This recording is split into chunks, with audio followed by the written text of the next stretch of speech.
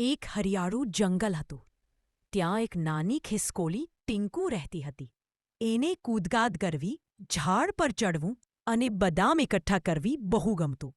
એક દિવસ ટીંકુને ઝાડની જડ ખાતે એક સોનેરી બદામ મળી.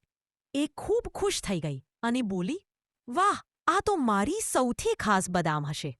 પણ એ જ સમયે એક વૃદ્ધ કાગડો આવીને કહ્યું, "પિંકુ, આ સામાન્ય બદામ નથી. આ એક જાદુઈ બદામ છે. જો તું તેને સારા કામ માટે વાપરશે તો તને ખુશીઓ મળશે, પણ જો લોભથી વાપરશે તો દુઃખ આવશે." ટીંકુ વિચારમાં પડી ગઈ. એ જંગલમાં દોડતી ફરતી બધાને મદદ કરતી રહી. ક્યારેક એ ચીંટીઓને ખોરાક લઈ જવામાં મદદ કરતી, ક્યારેક નાની ચકલીના ગૂંથને સુરક્ષિત કરતી. એક દિવસ જંગલમાં ભારે વરસાદ પડ્યો. બધા પ્રાણીઓના ઘરમાં પાણી ભરાઈ ગયું.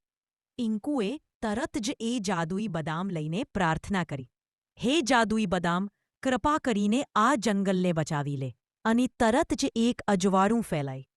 વરસાદ ધીમો થઈ ગયો